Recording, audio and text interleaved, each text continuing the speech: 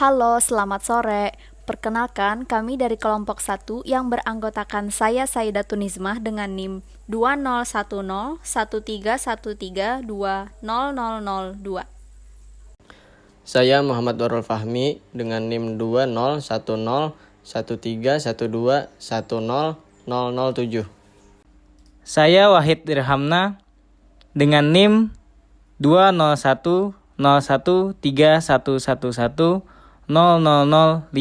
Saya Zulfian Yafirizani dengan NIM 20101312100012.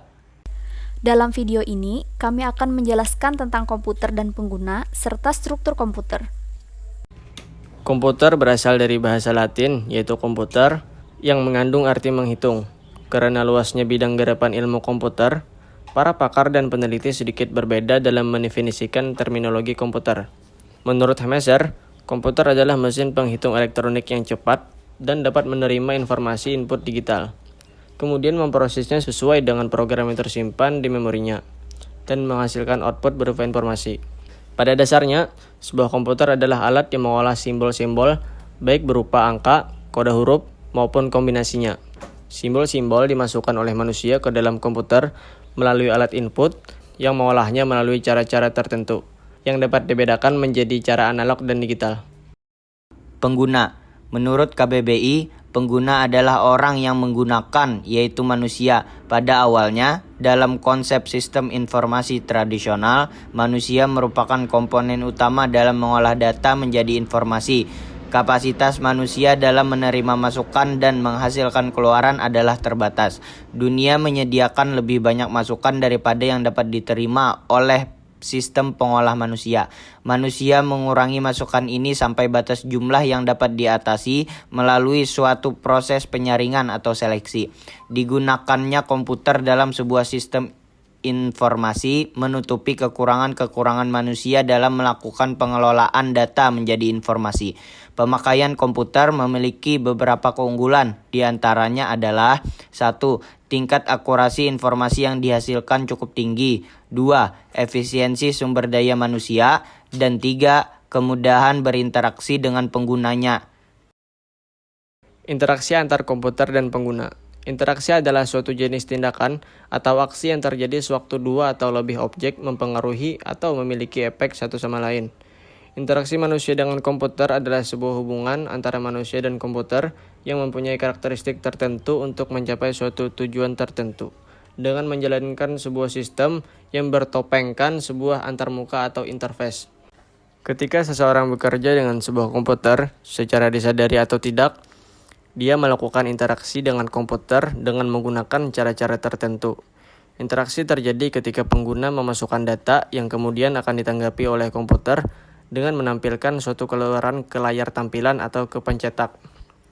Dari jargon masukan, proses keluaran, pengguna memang tidak tahu menahu proses yang sesungguhnya terjadi di dalam sistem komputer. Dengan kata lain, lewat masukan dan keluaranlah dan komputer saling berinteraksi. Brainware adalah orang yang menggunakan, memakai, ataupun mengoperasikan perangkat komputer. Atau definisi brainware yaitu manusia yang terlibat dalam mengoperasikan atau pemakaian serta mengatur sistem di dalam perangkat komputer. Dapat diartikan juga sebagai perangkat intelektual yang mengoperasikan dan juga mengeksplorasi kemampuan dari perangkat keras maupun perangkat lunak. Istilah brainware komputer ditujukan untuk orang yang menggunakan atau mengoperasikan komputer. Secanggih-canggihnya sebuah komputer, baik dari segi hardware atau software, jika tidak ada brainware yang mengoperasikannya, maka fungsi hardware dan software komputer tersebut tidak akan bisa berjalan secara optimal. Materi selanjutnya yaitu struktur komputer. Apa saja sih struktur komputer itu? Struktur komputer bisa dilihat dari gambar berikut. Yang pertama ada input device. Input device adalah perangkat keras komputer yang berfungsi sebagai alat untuk memasukkan data atau perintah ke dalam komputer. Ada berbagai macam jenis-jenis input device atau contoh-contoh dari input device. Yang pertama ada keyboard. Keyboard adalah salah satu dari jenis input device yang berfungsi untuk memasukkan data berupa teks, huruf, angka, simbol, dan lain sebagainya. Kemudian ada input device yang kedua, yaitu mouse. Mouse merupakan alat petunjuk pada perangkat komputer. Biasanya penunjuk ini dapat dilihat di monitor saat kita mengoperasikan komputer. Kemudian yang ketiga ada scanner. Scanner juga termasuk kepada input device yang berfungsi untuk menyalin teks maupun gambar grafis dan kemudian dapat disimpan dalam bentuk file. Output device. Output device adalah perangkat keras komputer yang berfungsi untuk menampilkan keluaran sebagai hasil pengolah data.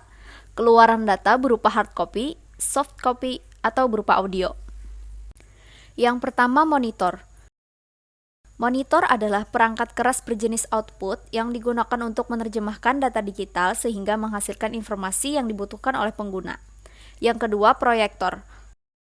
Proyektor bekerja dengan cara mengintegrasikan sumber cahaya, sistem optik elektronik, dan display dengan tujuan memproyeksikan gambar atau video ke dinding atau layar. 3. Speaker.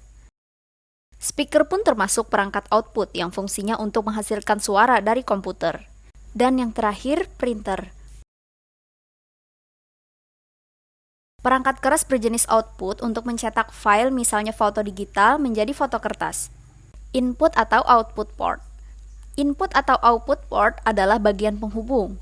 Bagian ini digunakan untuk menerima atau mengirim data keluar sistem.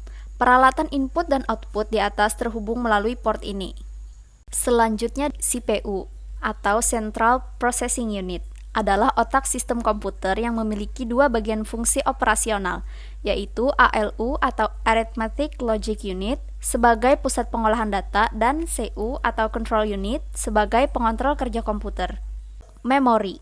Memori terbagi menjadi dua bagian, yaitu memori internal dan memori eksternal.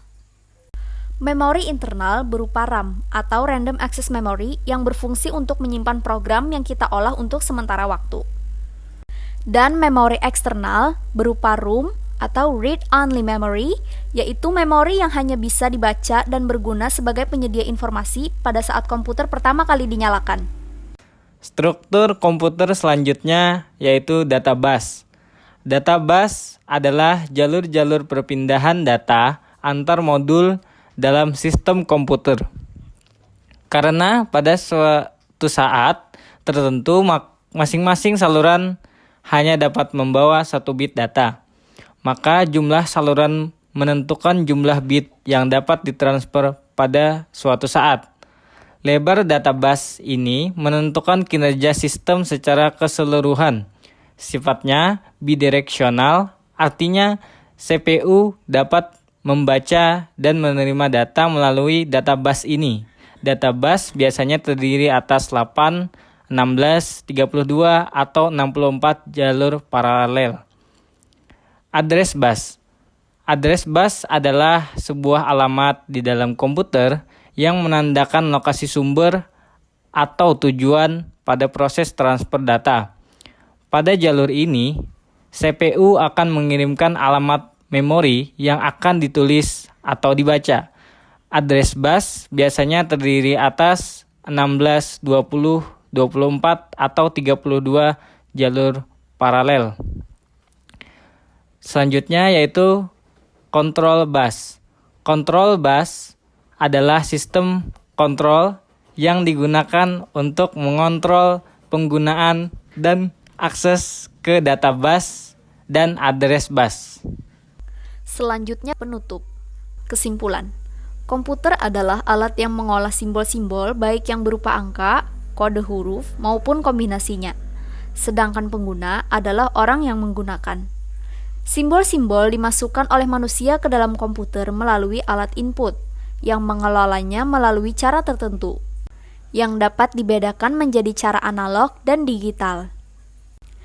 Interaksi manusia dengan komputer adalah sebuah hubungan antar manusia dan komputer yang mempunyai karakteristik tertentu untuk mencapai suatu tujuan tertentu dengan menjalankan sebuah sistem yang bertopengkan sebuah antarmuka atau interface.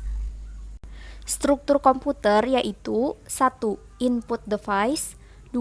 Output device, 3. Input atau output port, 4. CPU, 5. Memori, 6. Data bus, 7. Address bus, 8. Control bus. Sekian materi yang dapat kami sampaikan. Apabila ada salah kata mohon dimaafkan. Semoga bermanfaat.